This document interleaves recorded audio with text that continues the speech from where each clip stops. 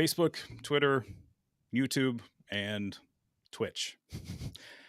This is not a campaign meeting. This is a recap meeting. So the election's over. Should be aware of that. And at this point, we're just going to recap as a team and talk about what we did as a campaign for the past 10 months or so, what we think went well, what we think we need to change moving forward, and also the direction we want to move as a team. So, the campaign was focused around getting me elected. And that was as we've mentioned previously, was a Hail Mary decision, I think is the phrase I used at one point, where it was like nobody else is doing it and saying the things that I would want to say. So we're having a meeting to see what we want to do moving forward. So Robert, what's up?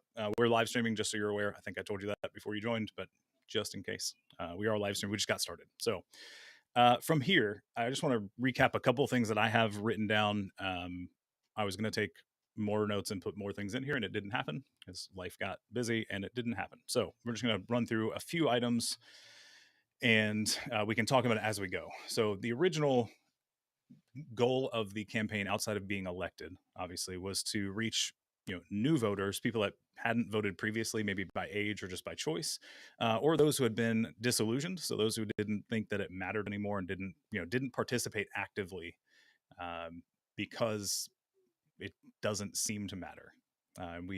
I think we can start there, but I think we did a pretty good job of reaching them initially. We didn't reach as many as we needed, but we did reach, from my perspective, we reached a lot of those people, and I gave people some hope, which was, a wonderful side benefit, side perk for the campaign. But that was our original intent, and we were trying to reach essentially people 18 to, I think 45 was the goal. Didn't really care about other demographics other than their age, because they have a future to look forward to, or a future they want to see improved that they can look forward to. And everything else, like, we're all human, so we all need our conditions improved, no matter what condition you're in currently, right? Whatever your current conditions are. So that was kind of the goal. Does anybody have any thoughts, especially anybody who joined later on in the campaign? Any thoughts on what that goal was and how you think we did? I think we probably need to use the hand raise feature. And since I'm not live streaming on TikTok right now, also, it'll be a little easier for me to keep track of who's raised their hand at this point.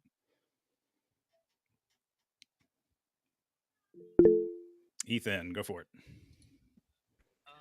So I joined I think halfway through, maybe a little earlier. But when as far as who we were reaching out to and the effectiveness of that, I myself found a lot of people who just simply didn't vote for the aforementioned reasons, and I kind of struggled to figure out how to best convince someone who was on the fence to actually go out and vote, while talking about the campaign and whatnot. Okay. So I don't know if that's a goal that was necessarily met, but it was definitely a difficult task from my perspective. Agreed. Alex, go ahead. All right, so where I tried to put a lot of my focus was reaching out to blue collar folks, and I wouldn't say it was necessarily a success, but it made them think, like, hey, why don't you get out and vote? And they're like, well, how do I get off work? How do I get time? How do I do this? How do I do that? And I was like, hey, you know what? Here's the law, that will help enable you to go vote. So it was an opportunity to educate. While it didn't have the desired outcome, I would say being able to inform people that there were laws to protect their right to vote was a learning experience for them. So little win, little loss, but overall, it was amazing the amount of people who didn't know that they did have legal protections to go vote. Yeah. Somebody asked a question on Facebook and asked about total counts or final counts. We don't have final counts. Just I think everybody on the team knows this, but we don't have final counts for who wrote in my name specifically. The way the state works currently, as of 2015 or 2016, is that they use the electronic voting machines to count how many races had a write-in marked, so the little fill in the circle piece, and if the total number of write-in marks would affect the outcome of that race. So in the governor's race, if it was more than or equal to the first two, first and second place, then they would spend the effort to go through and count those specific write-ins to try to match them to a name. The most recent count that I found, that the state did not give me a very good answer on where to find those numbers yet,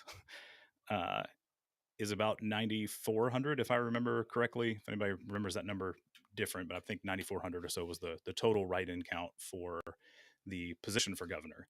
And the caveat I have to give personally is that there was another write-in candidate running. They were a Republican candidate that didn't make the primaries and continuing trying to do a write-in campaign. We didn't see a whole lot of their presence, but that doesn't mean they didn't have some portion of those votes. I personally interacted with 3 people on election day who were going to vote for that person, so they existed, and some of those numbers were there. We just don't know how much. And the only way we could have done that is by paying the labor to have people recount those votes manually. So we could have, if we had the money to pay for every county to be recounted manually, we could have paid for that. We didn't have the money, and Dean Odell was the other candidate's name. Yeah. Anyway, wanted to make sure Stu, want to make sure you got your answer. That's the best we have at this point. So, Ethan, you said you had trouble convincing people who didn't already vote, or had lost faith in the system. Do you know what their stance was generally, or which end of that you had trouble getting people to vote? Generally, it would be people who lean more on the left than on the right. So, had they voted previously and just gave up, or did they never start voting? Do you know? They had started voting and then gave up. Yeah. Okay. Looking at the history of being in a deep red state for years. Gotcha. So for me, what I'll say helped, the people I was talking to in person. I can't, I've made the point lots of times on social media, but when talking to people in person, it helped to remind people that it is a popular vote. So it actually is, each vote does count if there's enough, but each vote does count if there's enough to actually matter. Every one of them does matter. They actually are counting one by one, and each one matters. So if it comes down to 30 people, then those 30 votes count, and that helped remind people that the only race that really isn't worth worrying about the outcome based on your vote specifically is like the presidential election, right? That's the electoral college. We don't have any direct control over that. We in theory have some influence, but that's the one people assume all elections are based on that mechanism, and that's not true. And that's something that I ran into a lot of people who didn't understand that. They were thinking about it as a presidential election. So for me, that helped me with one-on-one conversations, at least.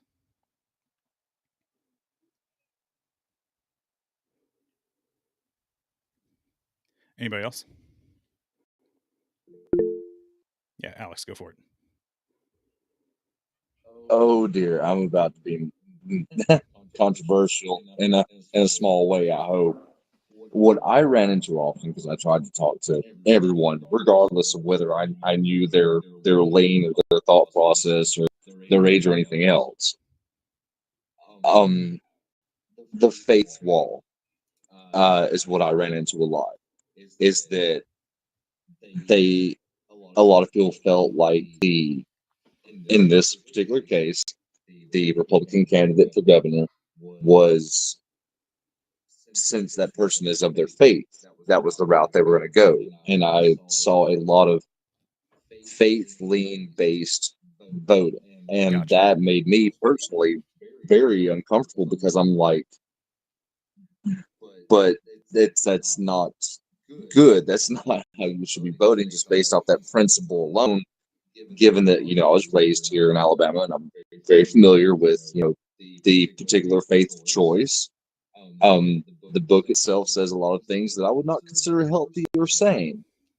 But I would also like to remind everyone that one time that Jesus Christ exhibited a sense of violence and rage was over greed. He hung out with the worst kinds of people, these people that we love to chain and keep in boxes for their entire lives. He called his friends and allies. So I feel like the faith-based lean vote is not a thought-out vote. It's not. It's a comfort place. It's just some place to fall to in a sense of comfort, but it's not something that's legitimately heavily thought about. And I know that's controversial. I know it's gonna set people fire red, but it's also not a lie. So No, that's my bit. yeah, and you don't necessarily have to. I don't know if on a short-term situation like this, I don't know that you can try to convince somebody out of that. The thing that I did, it wasn't religion based, but it was actually around denodal, coincidentally. Uh, I brought up a concerning thing that he has espoused, right? So it was, they were like, well, I'm going to write him because I don't want to vote for, the incumbent, and I don't want to vote for a Democrat. So, I'm going to write in, this other candidate. And I was like, hey, I'm going to write in too. Like, let's chat and like we can have, conversation.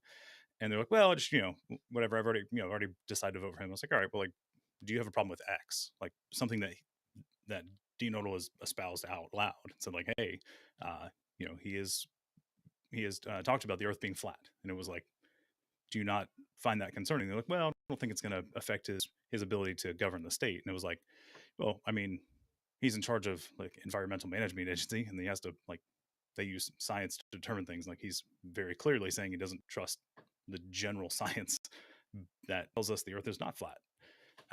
So not necessarily pushing back on their connected beliefs, potentially questioning how those beliefs follow, how their beliefs, the person you're talking to, align with the actions of the other person. So for me, it would have been, well, how do you feel about 30 people a day dying in prison and like us doing nothing about it, but then making a joke out about saving turkeys rather than people, something like that is what I think that's how I would respond to those situations. Taylor, go ahead. I was just going to say that, we also have to realize that his quote unquote scientific beliefs are not individual to him. And a lot of folks who follow a specific Christian path have a different set of scientific beliefs than science as a whole. So they genuinely, like the concern of, hey, he doesn't believe in science. They don't believe in a lot of science either. So, that's also. Yeah, and that was one example. It was my yeah, no, my I initial. was just. Hey, well, what about X? And then from there, I mean, it was literally voting day on that specific example, so there wasn't a whole lot of back and forth. It was kind of a, I think the actual response I got was, "We can talk about it after," and I was like, "Well, that's not helpful. Like, That's you're yeah. gonna You vote cast for your it. That's vote, so all. like, I mean, we can, let's please do, but like, that's not helpful. Like, that's not why I'm here to talk to you after the election. I want to talk to you before you cast your vote for someone who, doesn't believe in science." So, Alex, go ahead.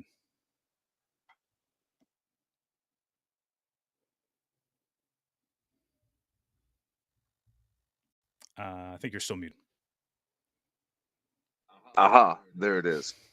So, one thing I did notice was that, and I wouldn't call this necessarily a win nor a loss, but who talks to who matters, because I'm a friendly fellow, and I don't even hunt nor do I fish because I don't like to hurt things. Yeah. But I do not apparently have the most friendly of appearance. Some of you here have met me, and I can attest to that fact. And who meets who, I think, actually matters, because the person you're talking to needs to feel comfortable, right? Yeah. And some people like me have this very like gargantuan, mean appearance, and some people are not going to want to talk to me.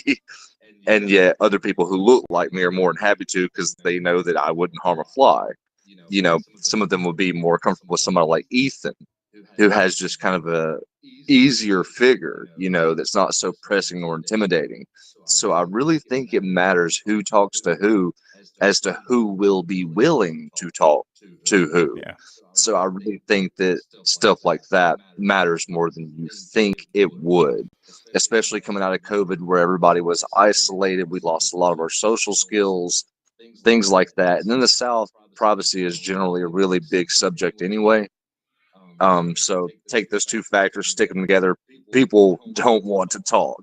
So that's my Yeah. bit. That I agree. It was part of the reason I wanted to encourage everybody to, and not team, like literally anybody who heard my voice while campaigning. It was like, hey, the angle is like, you have to talk to the people around you. Like, if you agree with what I'm saying, the only way this works is if we all talk to each other. And that's why I was like, hey, talk to your community, because you know your community. You know who's going to listen to what you're saying, or how to say it in a way that they will at least hopefully be open to hearing a little bit, and watching a video or two, or whatever the case is. It may come across better from them as an intro, and say, hey, I know this sounds crazy, but you should check this out, or whatever else. Whereas they may not have seen this face. Scroll on their For You page, or their news feed, or whatever else. They may not have seen this face and given it a second thought or a second chance, because not everybody's a fan of Duck Dynasty, right? Like, it just not everybody's gonna keep watching when they think, what is his name? Uncle Si, I think, is the one that people said. Yeah, Uncle Was it Uncle Si? Si or like Phil Robertson or Yeah. oof. Yeah. Well, I got the you look a lot like Uncle Si. I'm looking for your teacup. And I was like, no, I've got a 64-ounce water bottle. I don't carry a cup of sweet tea with me everywhere. But anyway, let's see. Who talks to who matters? Just taking some minor notes while we're here. Anita, I didn't ask you to take notes, so I don't know if you are. If you are, let me know and I'll stop. Otherwise, I'm going to try and do my best to take them on my end. I was not Okay. doing that. You're good. I'm currently listening while making You're dinner. good. I'll keep taking them. I didn't ask you ahead of time, so I started taking them on my end. You're good. Cool. Okay, all right. Yep. No worries. And it's recorded, so we can go back and listen to it later if we have if my notes aren't clear. I can go back and reference them. So, all right. Let's see.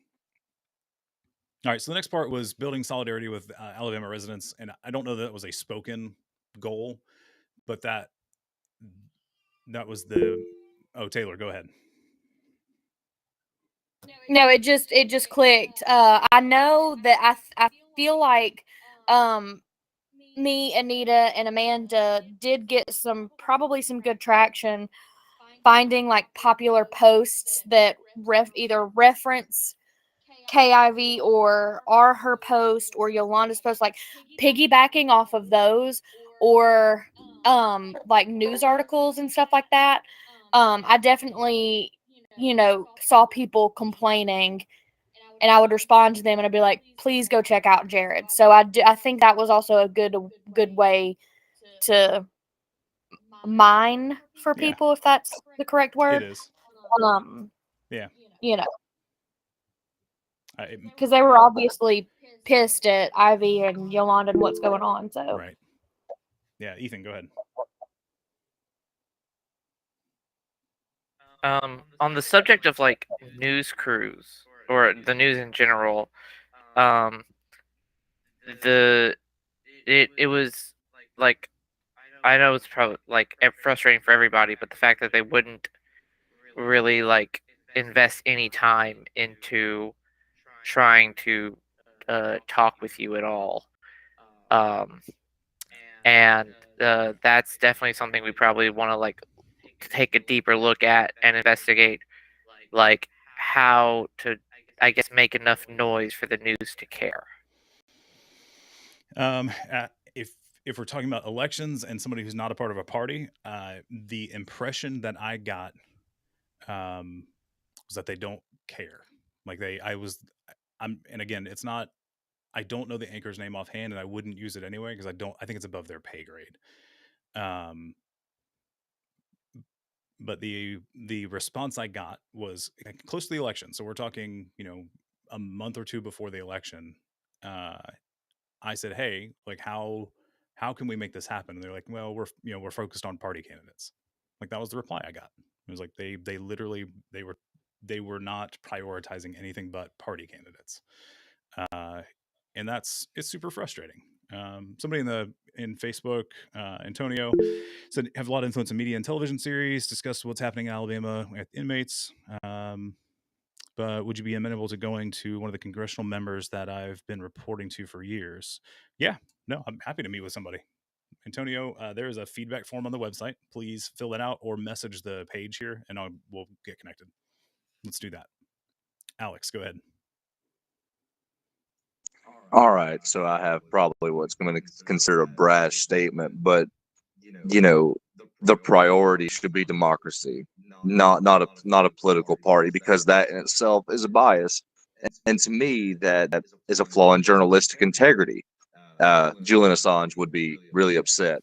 But anyway, point in case being is that to me boils down to something that is a blatant evil, especially here in Alabama: laziness. That's all that was, hands down. I don't care how you want to slice it or cut it. That's laziness, because they sit there at a computer, they could top it up. It would have taken 4 seconds for them to add a whole paragraph about you, and that's all I gotta say. It's not that they wouldn't put my name in reports, because that did happen. If there was a written article and they were talking about the candidates, if they were giving stats with like, hey, financial reports, for instance, like my name was mentioned, like so was Dean Odle, like all 5 major active campaigning candidates. We were all mentioned in those, but I'm talking about sit down segments that are like, oh, like how's the campaign going? What's your what's going on here? Whatever else. Uh, there was no interest in doing that. They didn't publish any PR, any press releases that were sent out. I'll give them some slack on the PR one because of the issues we found out about later with email delivery not happening. There's a possibility they didn't get some of the initial press releases that we sent out. It is a big possibility, as frustrating as that is, but that's something we can't really do anything about now. So, Did we ever figure out that issue? It's a technology issue. There are so many emails. I don't want to get sidetracked too much, but know this, that there are an unfathomable number of emails that go out every day, and the vast majority of them are spam. So internet service providers like AT&T, Yahoo, Yahoo and AT&T are the same one, but whatever. Pick an internet provider. So Google, Microsoft, AT&T, anybody who has receiving email, they have to use automated systems that they literally reject a message and it never shows up in your inbox. It doesn't show up in spam. They literally reject a ton. And a part of that is built through what's called authority. And a new website has no authority because they haven't existed. So we were having to overcome that. I'd hoped that signing up for the domain and email service through Google would have helped with that, but evidently it did not help as much as I had wanted. We were initially using a different email provider because it was less expensive. It was thrifty to use a different one, and we were having more problems at that point. So we switched to Google Workspace, and more emails went through, but we were still having trouble getting stuff through. So there's nothing you can do in the short term to get that stuff to show up on a budget like we were. There are ways to do it, but it takes money. So, Ethan, go ahead. Another point about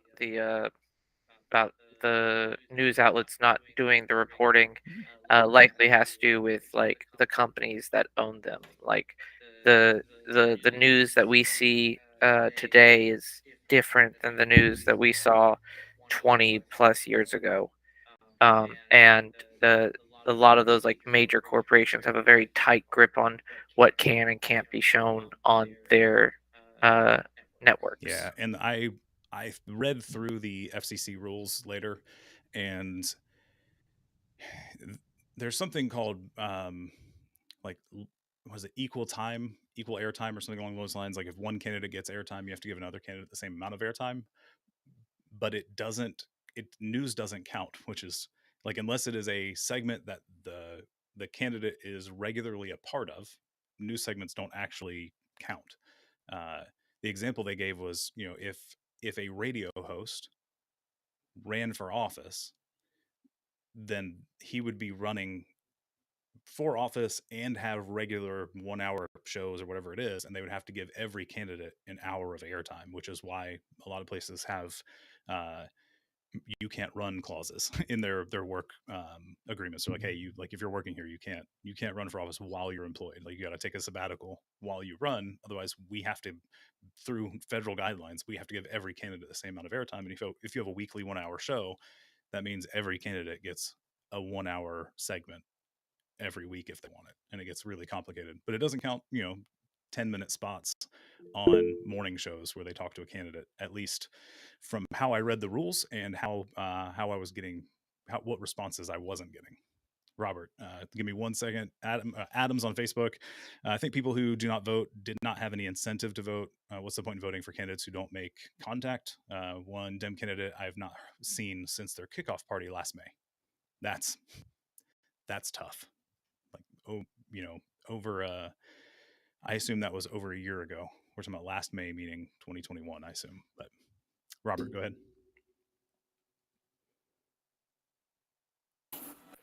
I just wanted to chime in to say thanks, Reagan, because that's another Ronald Reagan special. Yeah, perfect. Thank you for the history tie-in. We can blame a lot of stuff on Reagan still. Okay. I'm literally going to put that in my notes. It's just going to say, Robert, thanks, Reagan. No context. It'll just say, thanks, Reagan. Antonio said, writing for Murder Husband's website. Okay. So you're on your husband's. Got it. Okay. Well, Angela, please reach out. Let me know. And I'm happy to discuss stuff with anybody at this point. The state has to change. There are too many people who need improvements in their life. So, Alex, go ahead. So we still in point 1, or are we moving along to point 2? We were going to move along. Yeah, we can move along. Okay. Somebody wanted to follow up with the reaching out piece. So right now we're talking about building solidarity with residents, and it wasn't the reason I wrote it this way is that was my thought behind using that phrase of every human has the right to a life of dignity. Like that's the reason behind it. Like every resident. So, Alex, sorry. Oh, good. I was just wondering because, my best friend has a very, very mixed lane. Like, he's socially very liberal, right? He's like, hey, you do you, whether you're trans, you're part of the LGBTQ plus, crowd, whatever, you do you. However, when it comes to funding and money, he's very conservative thinking. So he had a lot of questions about your platform that weren't priority points on your platform. Okay. He's like, well, how does it feel about 2A? How does it feel about, public spending for this or that? He had a lot of really complicated questions that we had not covered. And the best I knew to tell him was, hey, run to a feedback form and do that. Right. But as I thought about some of the questions that he had presented to me, I felt like that conservative part of him covered the interest of a lot of Alabamians across the board. He was asking a lot of questions a lot of them would have asked if you could get them to engage in conversation long enough. So that was just a thought. Yeah.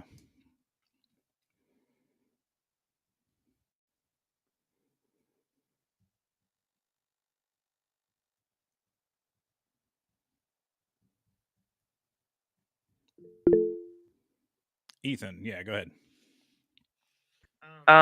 So as far as like reaching out to neighbors and or connecting with like other Alabamians over issues that we all care about. One thing that came to mind is kind of what does like the average Alabamian like care about?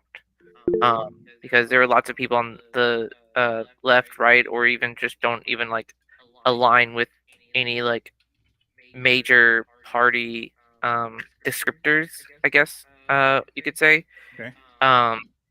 And so a thought would be, as far as like understanding people and like building the platform is like you see on people on TikTok have like that's a small sign, a fold out chair, and it's like talk to me about this. And I think periodic uh, bits of that would get you talking to get you or whoever talking to more people. That's content for whatever TikTok or videos you want to put out.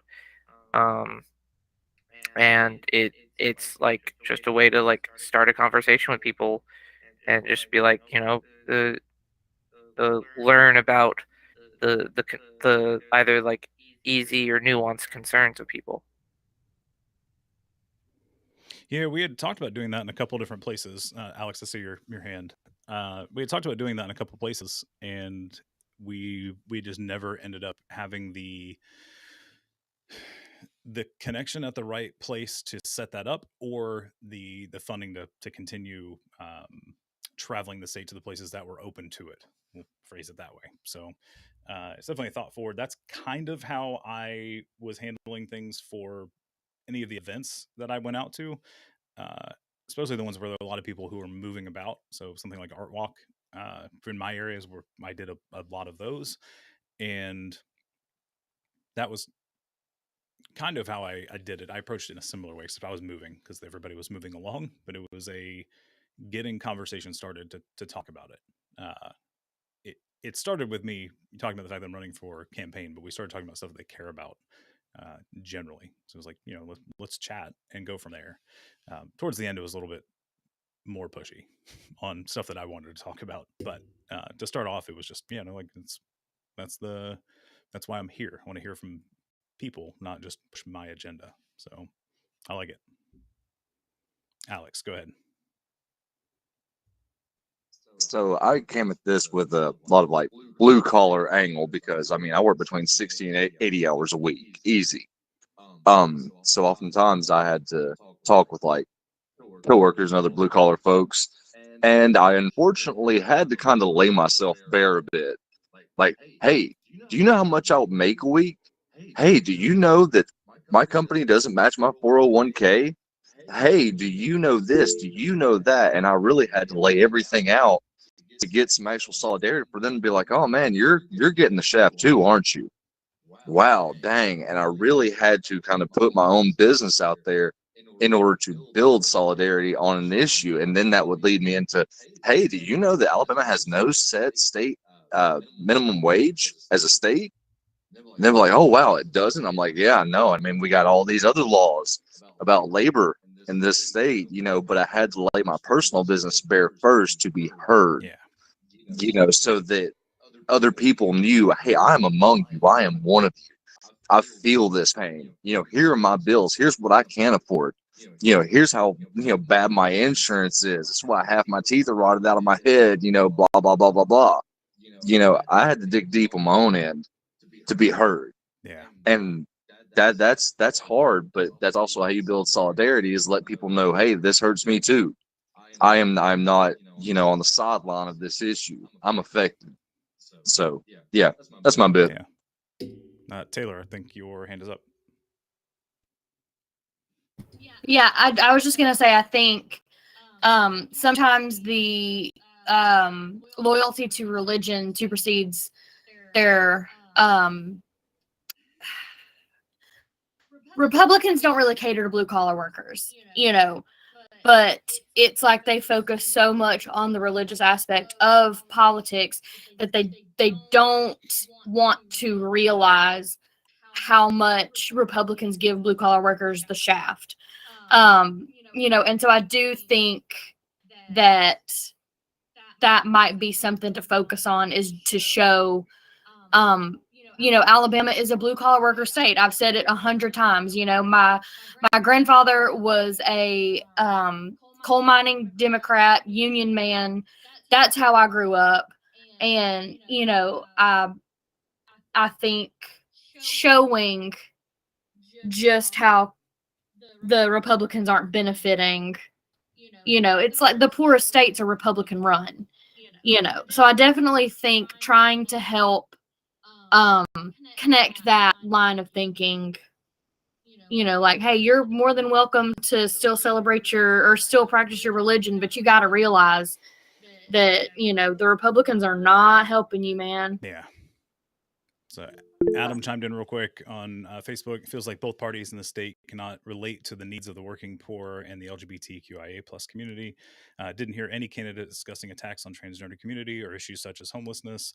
I didn't hear any of the Democratic candidates discussing these issues much. And Adam's in my area, so there are some candidates that I was connected to just as running across the state that were, but in our area, I thoroughly agree with you. The only one that may have slightly would be Richard Brackner, but I found him late in the campaign. So I agree. Well, let's also talk about what Birmingham did to their homeless population. Another day. Chicken coop hot boxes. It's rough. If anybody isn't familiar, send a message and we can discuss that later. Alex, go ahead. So yeah, just a little insert here for posterity. Say, remember, even Jesus was blue collar. He was a carpenter. That is all. I like it.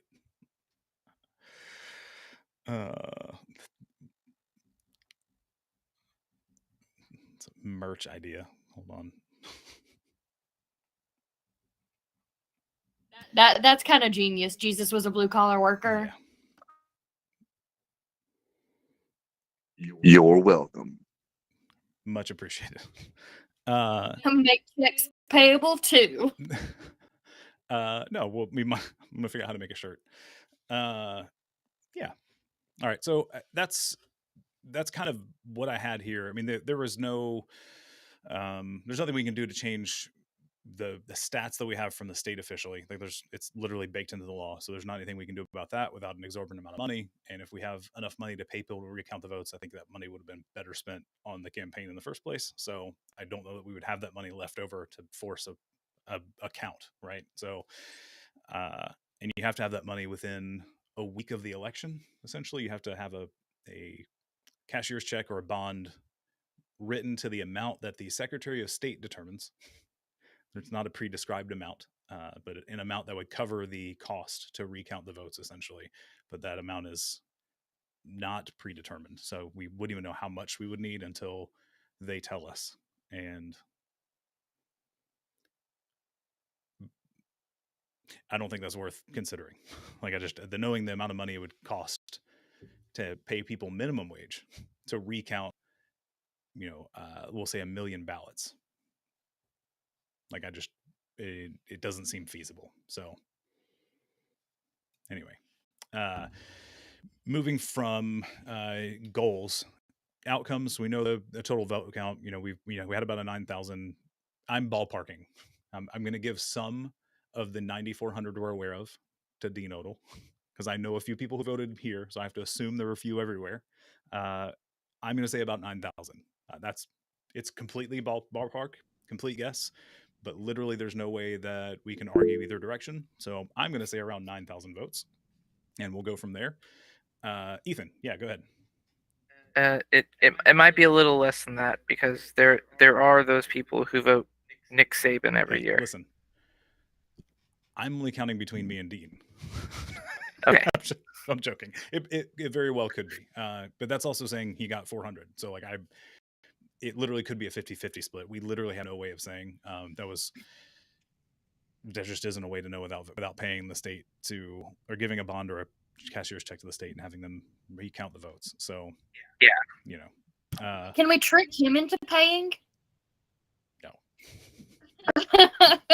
Just be like, man, Dean, I bet I got more votes Oh, than you mean tricking Dean? I thought you were talking about the Secretary of State. And I was like, there's no way. That ain't gonna happen. No, like tricking Dean, like, oh, Dean, I bet I got more votes than you. You know. I don't know. Hey, Dean, if you're watching this, or if one of your fans, because I don't know what else to call them. If one of your fans is watching, because one of them was interacting with our page for a bit, feel free to prove me wrong, because I think we got 9,000 of the 9,400. So that's what we're gonna go with. Somebody clip that out and we can send it to him. All right. So I don't have.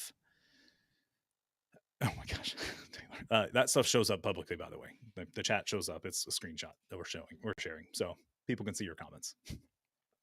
All right, so about 9,000 votes. That's what I'm ballparking. It's the truth. It's funny. Just caught me off guard. No, Alex said you were the McRib. That's. Ugh. Oh, I only saw your reply. I didn't. Oh, it was completely out of context for me. So. No, yeah, Alex said McRib equals Jared, and I was like, gross. No, Jared's the Milo's burger. I don't like either, so I'll let the public decide.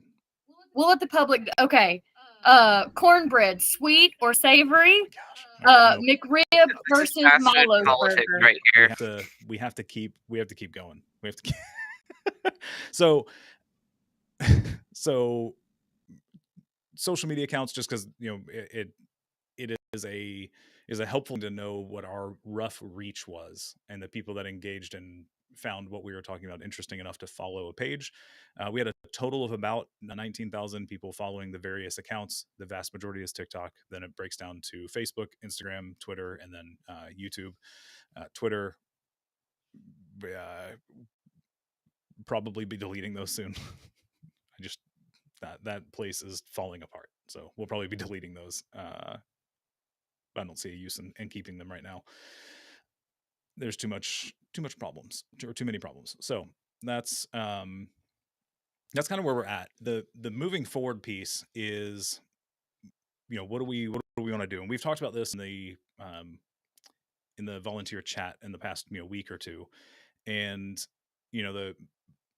the idea here is, what do we want to do moving forward as a team? Because I know that the campaign has been focused around me, but that was out of, I'll say, necessity, right? Like that, it was a campaign for governor. Like it had to be focused on me.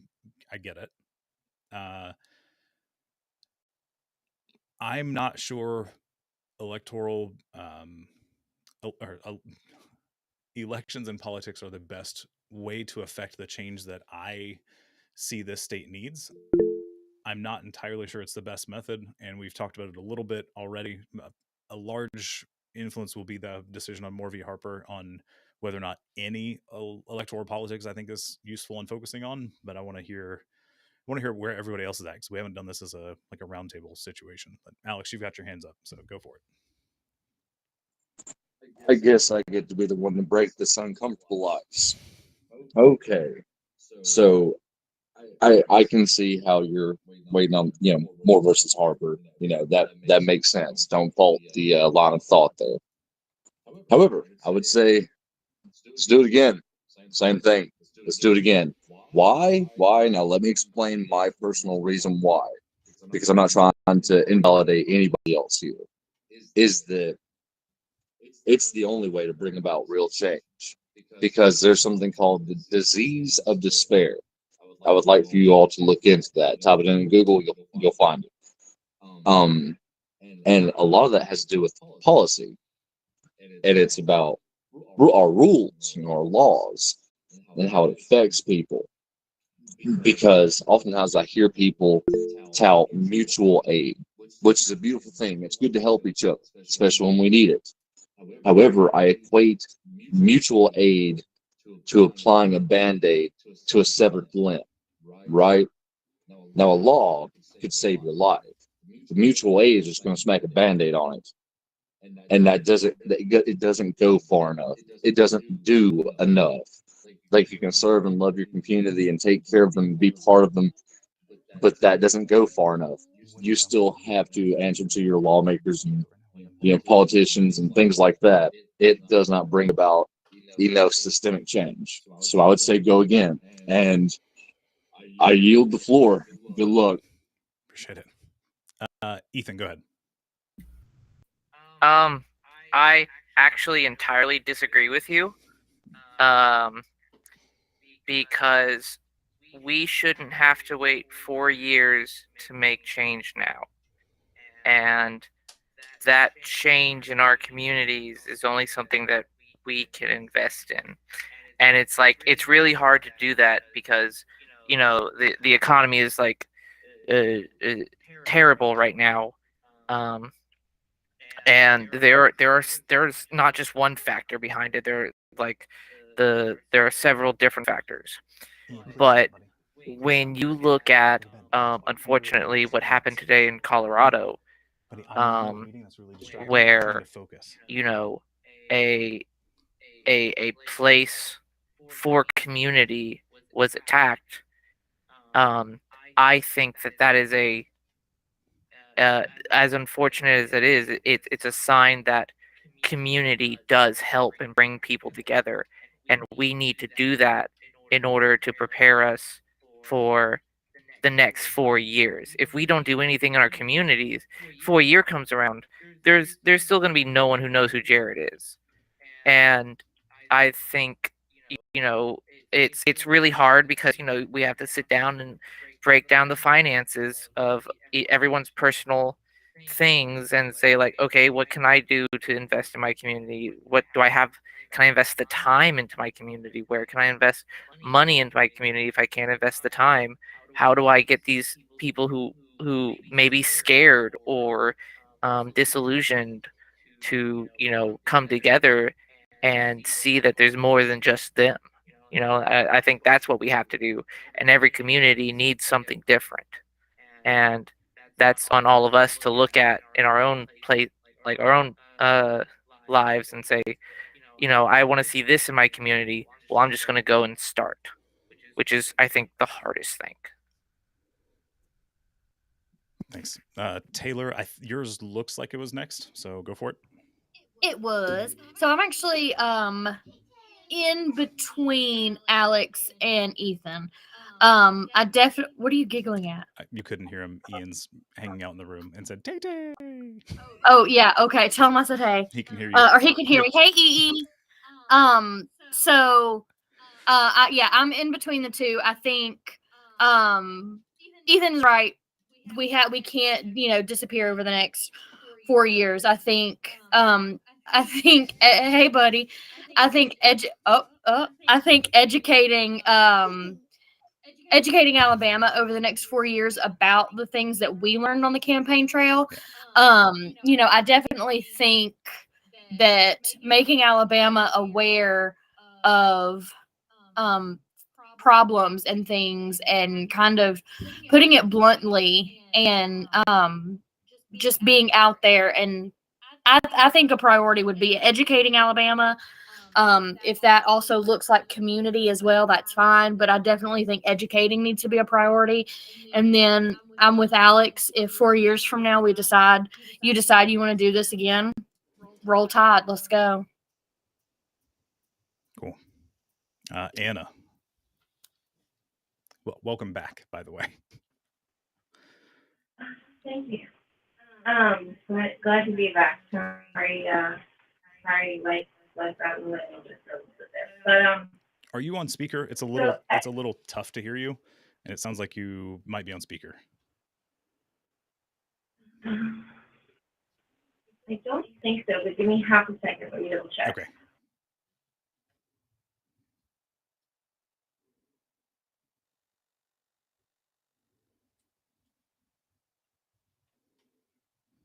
Is that any better? Much better. Yeah. Okay. So, I have to agree with a lot of what Ethan said, but I want to take a step further. I think, and not that I necessarily disagree with what Alex was saying about supporting you if you want to run again, but I think some of those decisions might need to be made sooner than 4 years from now. Because I think that a lot of really hard work went into this campaign from a lot of people.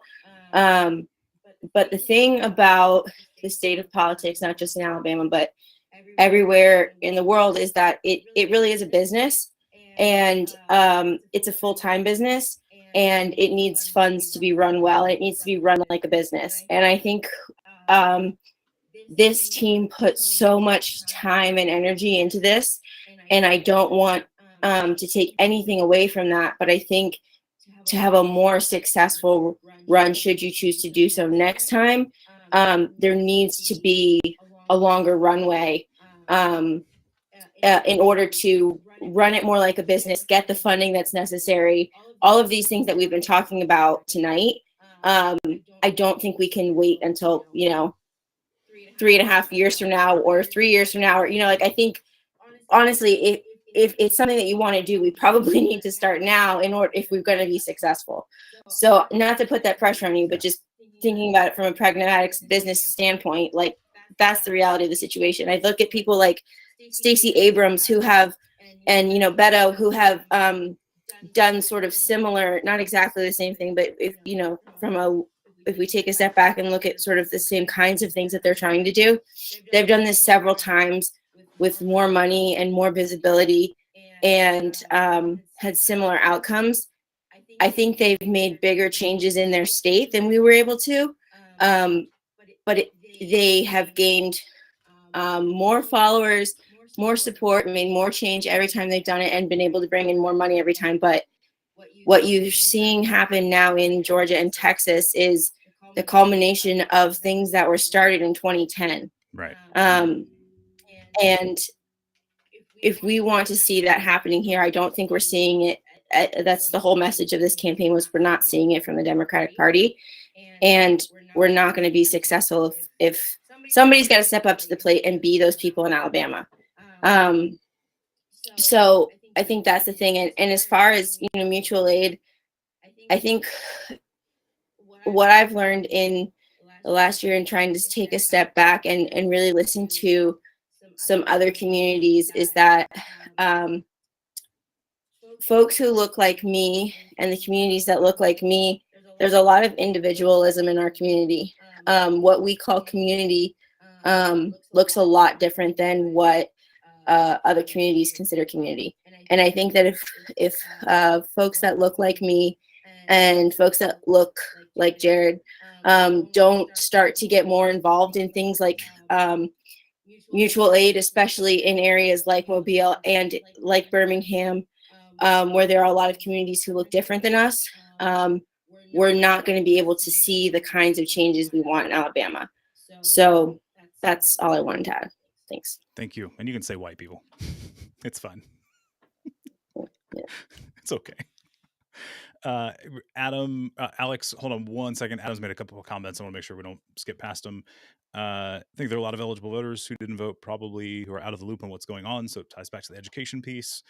Two main parties are like fraternities. They don't speak for the majority of actual voters. Fully agree. I think connecting with those voters who did not vote and educating them issues is the way to go. Yeah. We vote on candidates for different offices to represent us and solve problems within our communities. This is not supposed to be a popularity contest made up of different cliques. Agreed. And then Lori, have to get into colleges for young people. Older people don't want the change that we're looking for. Generally speaking, I agree. I've run into a few outliers that are on our side, but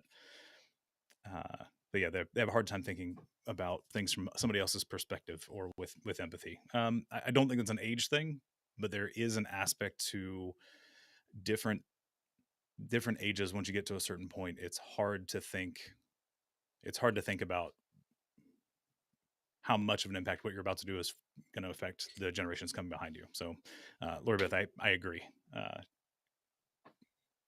That's why we stopped at 45 as our target audience. It's definitely intentional. Alex, are you following up with somebody else's reply? Yes, Okay, with a yeah. few things to tack on. We've had a round robin of responses Yep. here. So if Robert wants to go first, by all means, I'll be happy to wait. Okay. Yeah, Robert, if you want to chime in, go ahead.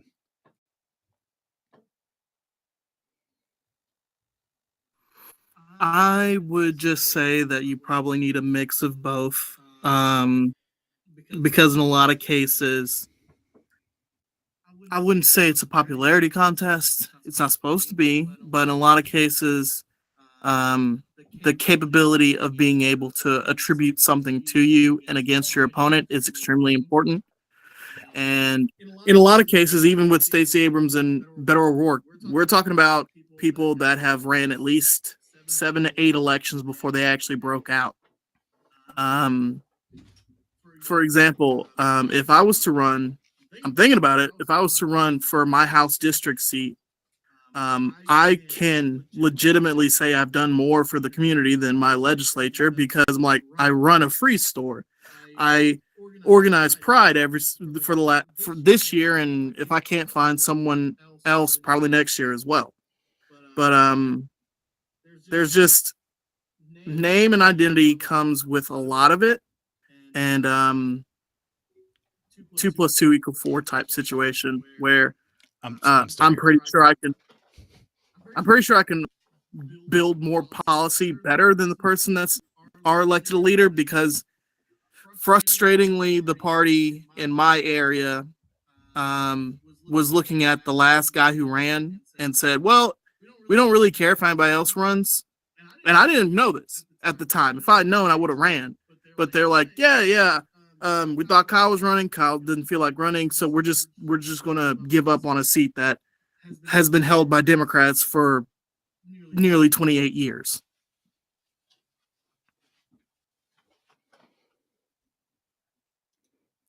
Alex, go ahead. All right. So first and foremost, Ethan, I wanted to respond to you real quick. I meant what I said more in the way of, if we've gotten to a fork in a road and you're going to go mutual aid or run again, I didn't mean to say if the run again route is what we would take, then we should sit on our thumbs for 4 years. Now, if that's the impression I accidentally gave, I do apologize, but that's not what I meant. I'm just saying picking the road of mutual aid exclusively is a proven failure, and I would like to be able to explain why. I grew up in poverty. Yeah, you can go to a little bit. Yeah, go ahead. Please. Now, having grown up in poverty, like every year, even we donated to our local food drive or coat drive or Toys for Tots, like as long as I've been alive. And it's the fact that every single year, that's still an option to do. Now, I'm sure it saves somebody for a season, and that's a wonderful, beautiful thing to do. And I'm not arguing against that. What I'm trying to say is that's not the path to the solution, to the fixing. It fixes it and it corrects it for a season, for a short time. But only legislative movements permanently fix things with law. That's all I'm trying to say here. And I'm sorry if anybody got the wrong impression on anything I said. No, you're good. I think, and somebody mentioned it in Twitch, but I think you're using the term mutual aid in a way that's short-sighted. I think for what, at least how I view it, and that sounds like what I don't know how to pronounce your name on Twitch. Anyway, when I think mutual aid, we're talking about the actual communities helping each other out permanently, not in a more of a what the commenter said, which is more of a charity situation. So when we think of like food banks or Red Cross or pick any of those larger organizations, that's more of a charity situation where it is still that individual set where I've donated, it gets distributed to someone. Mutual aid is, my understanding of it, is more of a groups of people who are working together to make sure everybody has what they need, and that does offset the issues that people have that are in some cases killing people. So like that's what we're talking about building. When I say mutual aid, we're talking about meeting the needs of the community as a community, not as a we're not trying to build another charitable organization in that regard. Alex, go ahead. With due respect, and I'm not trying to be hateful or anything, but if we're still subject to the law of our community, if we still must pay the taxes of our community, if we still have to do all of those things, then if we're helping each other, which is a beautiful thing, not trying to detract from that, but where is the accountability to our government? None. They have zero. So therefore, I struggle with that, to not hold the people in charge accountable for their failures to us, even though we can rely upon one another. That's not how it's supposed to work. And I feel like if we have that perpetual safety net of the community, then we'll never hold our government accountable for what damages they inflict upon us to force us to have to be reliant upon one another. Just a thought. I'll reply real quick, and then Ethan, you can go. But like, just because we're building that doesn't mean we aren't trying to undo the harm that is done through government action. So like, just because we're building the mutual aid doesn't mean we're not trying to fix the reason we have to do it in the first place. The point I was making is that it's not a one-off charity. It's more of a, hey, let's say it's my neighborhood. Like one of my neighbors grows satsumas and basil and I don't know, pick another, some other plant. But like he grows things in his garden, and if I have a connection that where I can help with building planting boxes, right? So like we can work together to make sure he can produce more food that we can then share, right? So it's more of a mutual ongoing situation, and because of that, we can use our funds to affect politics, hopefully. I think Ethan, you were next. So there is a specific level of accountability you can hold your local politicians to, when it comes to the damage that they've done. And one of the important ways to do that is to invoke a vote of no confidence at a city hall meeting for the jurisdiction that member of the council or whatever takes present at. And the only way to actually hold that accountability is to have a community behind you who agrees the same way. And that's and doing things like Jared was talking about, where you're able to, if you're able to share food that you can grow and harvest, or you're able to be a part of the community, help out at the library, where you can just talk to people and be a member of that community and talk about, like, man, this thing sucks. It would, that this person did something really bad, and I feel like we can go and affect that. And everything starts local. And that's one of the important things about community, is that it starts from the ground up, and it's not easy to do that. And as far as what Anna was saying, to like run the campaign like a business, I personally am very much of the idea of establishing a name to organize under, not just Jared Budlong for governor, but an actual party from Alabama that holds beliefs that we all agree to, and it doesn't have to be something that's just so one-sided or another, but having a foundation to back with the finances to help you out in your next run, I think is going to be super important, especially if the news only want to cover parties. Yeah, the immediate pushback I'll give is we don't have a party that aligns officially. We have one that's very open and will let people in, but are ineffectual, and the other party that's here regularly does not care about people. Like their values are directly opposed to the people that we care about. Uh, Libertarian Party, I don't like the party's ideologies. There are people in it that I've met since they officially got on the ballot that we align and seem like could fit well. But the party itself, I like. It's a whole nother discussion. But I can't. So what was I going to say? Separating to put under with another group. That kind of leans into something I'm going to put a footnote so that Anna can reply. So go ahead, Anna.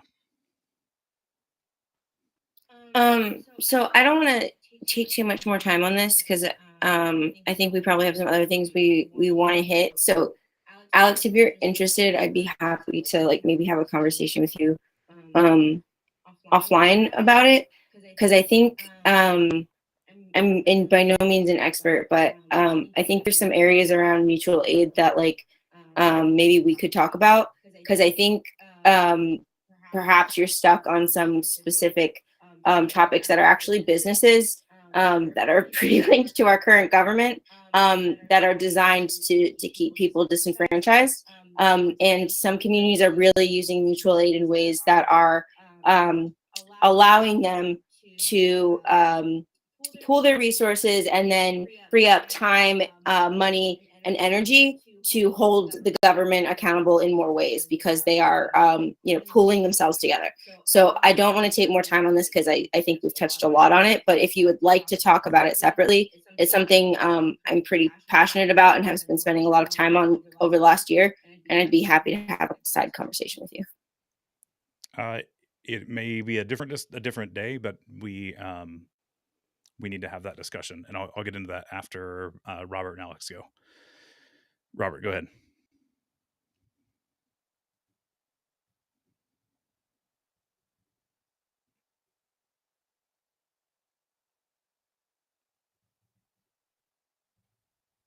Nope, you got your hand down. Okay, Alex, you got one more thing? Hand down. Cool. Okay. The final reply from Twitch.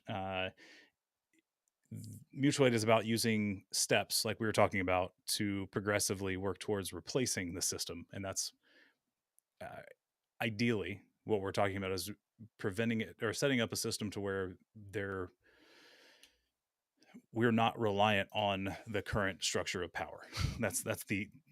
That would be the long and term goal. And I think that's what Anna may have been hinting at. We can have that discussion later. But I did want to acknowledge the comment. Adam said he noticed that some Dem candidates are constantly bashing Republican opponents the past year, focusing on that instead of what we can do to move communities forward. I totally agree. Same candidates were beat by a wide margin. Yep. Tried to connect with these candidates, request they go on a different approach, but suggestions fell on deaf ears. Yeah, it happens.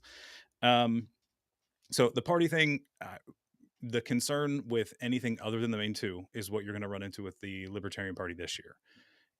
You will have to spend an exorbitant amount of money to get your name on the ballot to even be an option. And then you have to get 20% of the votes to stay on the ballot the next election. So I get that I agree a party would be helpful, but I wonder how much help it will be if they're not on the ballot as a party. And that's concerning. I don't know. So we can talk about that when we move forward. I'll take the discussion to the next step. Me personally, I'm not sure that running for office is where I want to spend my time. I've put a fair chunk of thought into this over the last 2 weeks, and I want to have more tangible results in a quicker manner than I think we can do in electoral politics. Because the next closest one that I would be even considering running for would be in 4 years. Like that would be the next midterms. And for me, I haven't seen anything post election that makes me feel like it would be an effective use of time. So I'm not saying we don't consider the election piece. I definitely want to start focusing personally. I want to start focusing on some of the aspects of helping the community here in the state. It comes into a different conversation, but what I want to see is there anybody who doesn't want to continue on if it is not guaranteed that we will be doing electoral like politicking? Because I can't guarantee that's going to be on the table. I'm not saying we won't work as a team to get other people elected. I just don't know if it's the best use of my time, if that makes sense, based on my my personal feelings about things like parties and things like that. So Ethan, go ahead. Speaking personally, the main reason I joined this was because I want to see better for Alabama. It is my home, and I don't like looking at my home and feeling the sheer embarrassment of being from here. And I want to see things changed. And I personally don't know how to do the work itself. And when I saw you running and I heard your platform, I was like, oh, this is a person who also wants to change Alabama. And that's why I joined. So if the focus just becomes changing Alabama for the better, I'm in. First, thank you. This was I've said it so many times, but again, like this was I can't not run knowing that there's so much going on that I'm now aware of, and no one running wants to say anything. I couldn't not run, and it has been a wild experience. It's been very, very eye opening. I've learned a ton of things. So, Anna, I think you're next. Yeah, my sentiments are pretty close to Ethan's. At the end of the day, I just want things to be better, and I don't really care who the figurehead is in charge of those things being better. If things get better under a Republican governor, like I don't really care who gets credit. I just want the things to be better. I don't know that things will get better under the current Republican governor, but at the end of the day, I really don't care if Kay Ivey gets the credit, as long as the things I want to be better get better. If you choose not to run, that's okay too. Honestly, I'd like to see more diversity in our candidates in the next midterm elections. Not that I wasn't really happy to support you, but in all honesty, if there was more diversity in some candidates who aligned in your same views, I might choose differently. Just full transparency. So I would love to keep working with this group. I think this group has some really good aligned goals, and I'd like to see us do something productive with that. But I don't know that it needs to be the same thing we did the last 6 months. I don't think a 38-year-old white man should be the person running for office moving forward. We've had enough of white men running for office. I wish I had a more diverse candidate that I believed in and could have voted for. It was not a fun decision to have to compete with, the potential first Black female governor of the state of Alabama on the year that they, removed involuntary servitude from our Constitution. Like if those stars could have aligned under a candidate that I would have voted for, I wouldn't have been running. So there is no harm, no offense taken at all. Alex, go ahead. Oh, you got your hand down. Come on. Oh dear. Oh, okay. Well, here again, I'm going to be massively unpopular. You're not Sorry, unpopular, everybody. Alex. Don't talk down about yourself. Come on.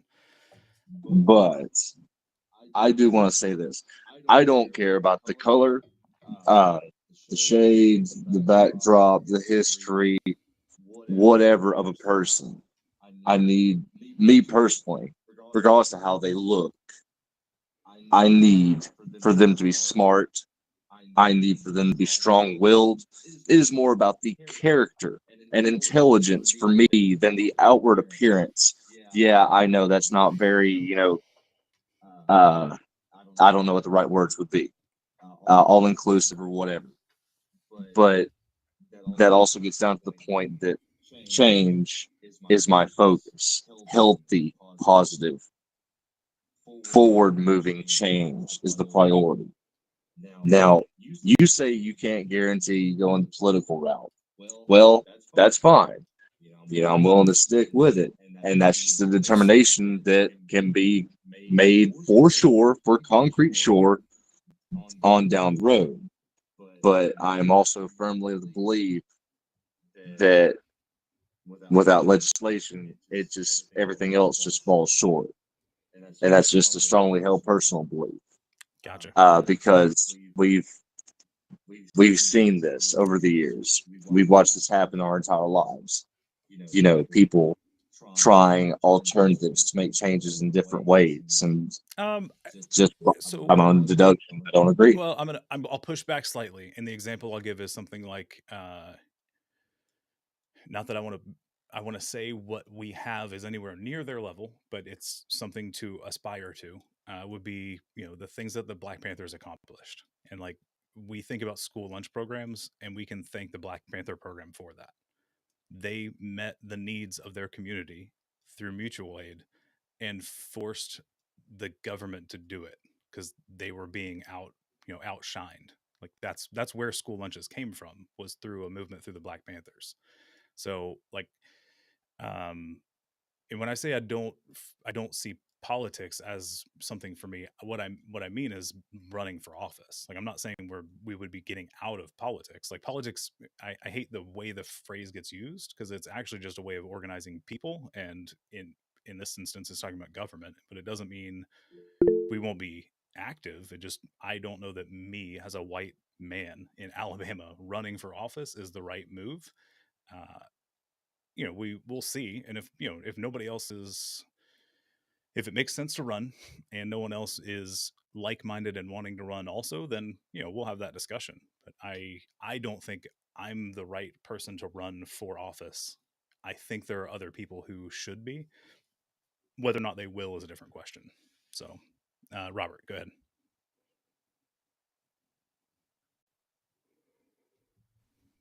I would say that it's really dependent on the organizer and how effective they are with said mutual aid.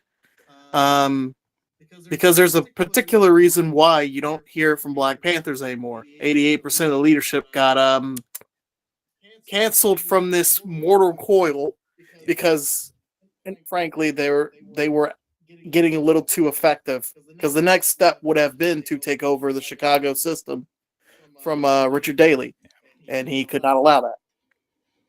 But it also comes back into having any type of organization in which you bring people into the fold and then have them act either inside that organization or on the outside of that organization once they're more experienced. So even in a situation where you're thinking about not running anymore, if you're able to build a toolkit to show other people how to run as independents, there are some races down ballot that if no one is really putting in the work, you can have 2 or 3 independents win state house seats. Now, keeping state house seats, that's a whole nother conversation. Yeah.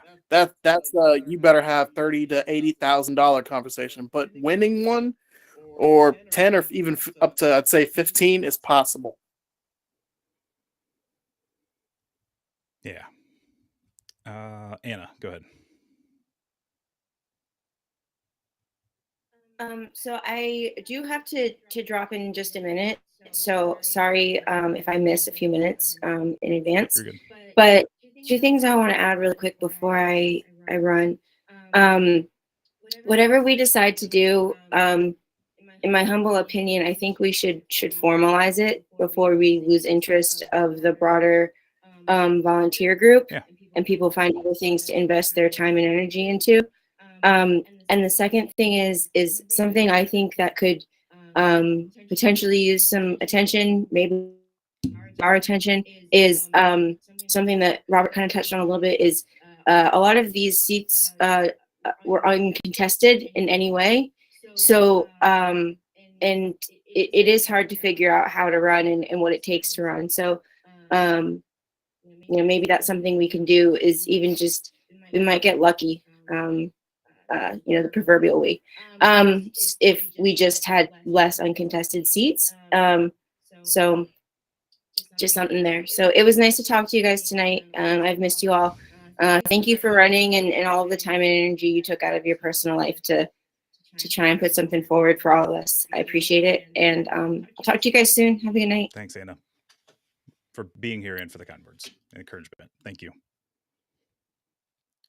Ethan, I think your hand was up next. So I absolutely agree with the idea of, if someone comes along who wants to run, having a platform to help them run. And I also really like the idea of like finding those uh, like maybe we can organize, like find how many positions in different areas went uncontested, and then looking at, how can we fill these spaces, who's willing to fill these spaces, and develop a plan to shake the system up a little bit. And this kind of goes back to the idea of like it this is essentially what a political party does. The funding is difficult and hard, but creating a platform for like-minded people to stand a chance to get on the ballot and make changes is exactly what a political party is.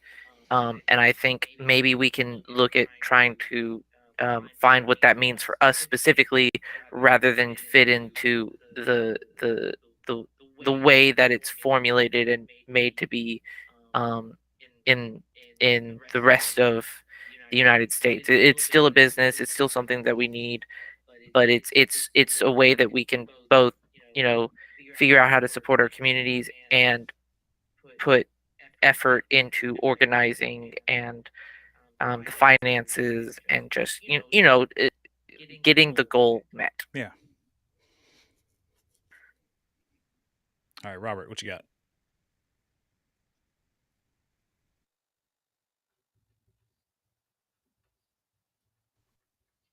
I would say I can't find it right now, but there is one particular seat in which I don't know if anybody lives anywhere near it, but the person, it was a Republican ran, and they ran unopposed, but the independent vote was over 19%. That is a prime pickup, because that means someone is just terribly not doing their job. Yeah, if you have the seat, we can find out if there's anybody that we've been connected with. You don't have to do it now, but reach out and send me a message if you find out what it is later.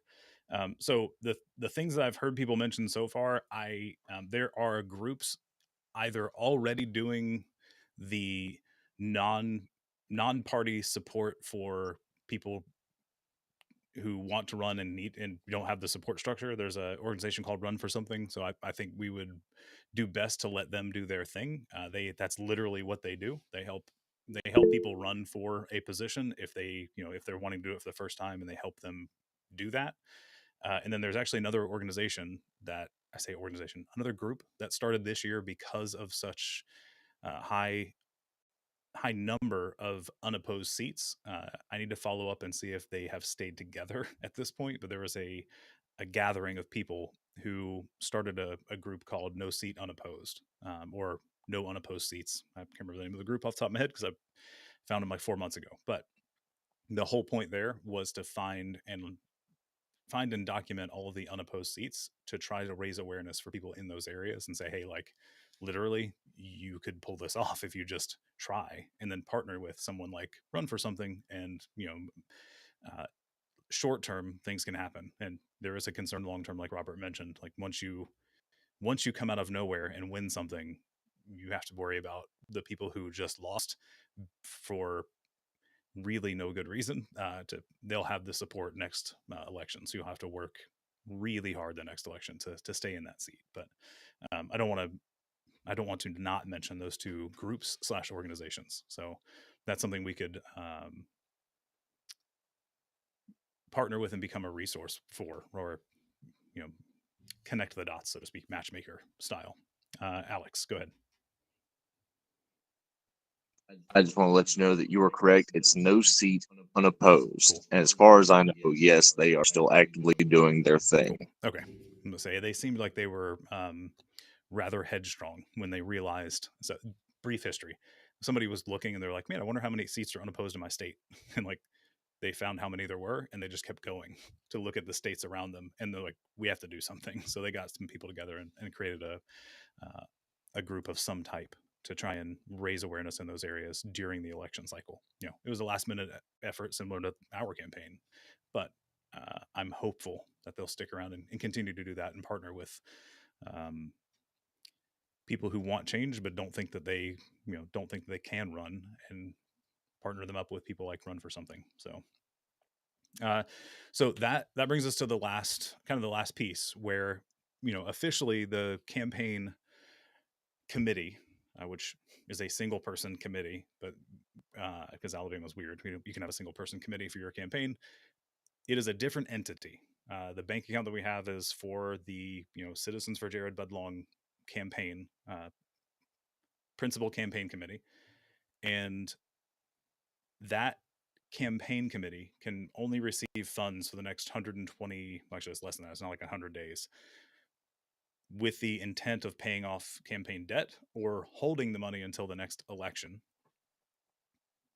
If we dissolve the committee, the money has to go somewhere, and it can only go to a few places. So at this point, I'm leaning towards dissolving the campaign committee, because unless something drastic changes, like I don't want to be the next person to run. I will if it becomes the necessity piece again. But that campaign committee is tied to me, meaning it's to get me elected. Like that is what the intent of it is. And I don't know that is going to happen. And I don't know that the money that's in the bank now, which is a couple $100, if we keep the account open, there's a monthly fee to keep the account open, and we have to keep it open for 3 years before we can start collecting money officially as a committee. I can donate money. No one else can officially to the campaign committee. So we would have to spend essentially all of the money that's inside to keep the bank account open and pay for, maybe the email account and things like that. My thought, and everybody here has contributed to that account in some way or another, whether volunteering and getting people involved, which helped us get the message out in front of more people who may have donated cash, or some of you have actually donated directly to the campaign, which I can't show my appreciation enough. I would love to see if anybody's opposed to that being dissolved and starting a different organization of some type. And we can have this conversation later, but just know that what I mean is shutting down the campaign committee, because it has a specific intent and can only be used for certain things, and starting up a different organization with the intent of either contributing money towards another candidate, whether it ends up being me or someone else, and or mutual aid efforts. Is anyone opposed to that happening, or have questions about what I mean?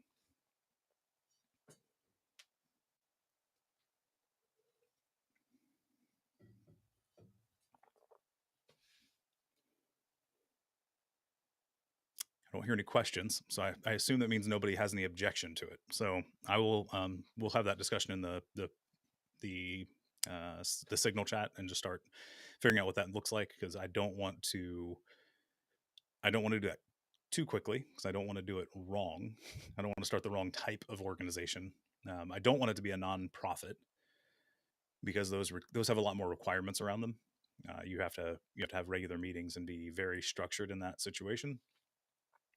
But I also don't want to be disingenuous. Like, I want everybody to know, like, the plan is to start a separate organization that can continue the efforts with more freedom than we currently have. So I think we can call it there. This meeting lasted longer than I had on the books. I kind of intended it, or expected to go a little bit longer. I appreciate everybody hanging out as long as you did. Is there any final thoughts or anything anybody wants to say before we hang up? Obviously, we're not done, but Alex. All right, so I must admit I have not been the biggest fan of the latter half of this meeting, just because, well, there are so many mutual aid organizations, Salvation Army shops, whatever businesses you may say. But when you guys talk about mutual aid, you talk about, like, really what I was just raised is a sense of community. We just help each other just because that's what you're supposed to do. There's not a name for it. You just do it. So that kind of threw me for a loop. And I don't know where I comfortably or uncomfortably sit right now, to be perfectly honest. This doesn't give me all the excellent jobs it should, but I mean, I'm here to help to the best of my capacity while I chew on the greater gravity, what this could be or would be. So yeah. Know this: if I don't dissolve the campaign committee, that money gets spent either way. It's whether or not we can spend it on things that may affect the lives of people in this state, or if it's going to sit and pay for a bank account for 3 years. Like, it's $15 a month, and we have a couple $100 in the bank. So, like, we're not. That's with the current bank account. I potentially get a different one, but we can't spend the money on anything but electioneering. Like, that's all that money currently can do, is spend it on affecting a campaign outcome. That's what it's listed as. So, that's where my frustration comes from, is like that money can't be effectively used for the next 3 years. And that's what bugs me. So, that money, if it isn't used for the campaign, does have to be donated somewhere. So, like, it won't go to me unless I consider paying myself back for some of the money that we spent that didn't get paid back yet. But it would go to a nonprofit of some type, or it could go to the state general fund. That's I'm not going to give it to the state general fund. I don't trust them with the money that they have now, so not going to give them more. But that's why I want to have the conversation with you guys. It's not my money; it's the campaign's money, and you all are as much of a part of this campaign as I am. I just happen to be the face of it. Jonathan, looks like you have your hand up. I didn't see it, or didn't hear it ding. Sorry. Go ahead. Yeah, I just wanted to, kind of in closing here, say thank you for running and giving your voice to those of us who otherwise don't align with any of the political parties or anything like that. It has been a long time since I've had someone that I could vote for and be proud to vote for. A lot of times it was just I was voting for this person in spite of this other or something else. So, I haven't spoken up a lot during meetings. I've kind of been the guy behind the keyboard dealing with financial reports, and computer stuff. But I just wanted to say thank you, and yeah, I'm also awkward, so that's me. Very much appreciated as well, though. So, like, the fact that I didn't have to stay up 8 hours every financial report is thanks to Jonathan. So I literally don't know how to thank you enough. That first night, I would have had to do every time, and that was not going to be fun. So your expertise is thoroughly appreciated. So I just want to apologize for being useless with math. look, we all have our place. It's okay. It's all right. No worries. Ethan, go ahead.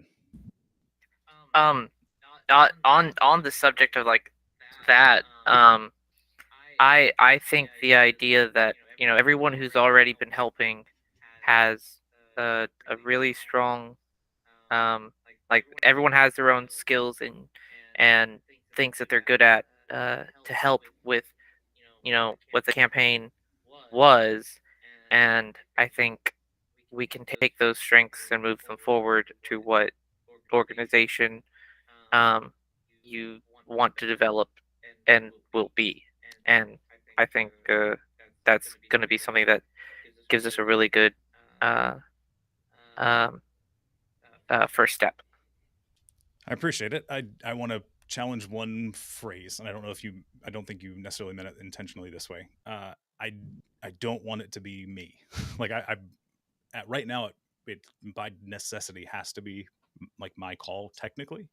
But moving forward, I don't want this to be a like Jared's organization, because that defeats the entire premise of the campaign for this last year. Like that, it was me running, but those of you who weren't here for the first like 3 months, I didn't propose any policy. I didn't even talk about my opinion on things, except as a response to someone else who lived in Alabama who talked to me about something. And whatever happens moving forward, I don't want it to be unduly directed by me. If no one else wants input and you guys just agree with what I'm saying, then let's go that way. But I want everyone's opinion to be and input to be brought in. And Alex, that thoroughly, that involves you. Like I appreciate your input. I think we need to talk more about mutual aid off air, because I think there's still a disconnect there, and we can do that later. But please know that and I think you know this, but like I respect you more than I think you know, and I want you involved still. I speak with that bias because you're the one who got us all together. I know. So I know. I want to make it clear that is not the long-term goal. Is not to be the Jared show. So, Robert, go ahead.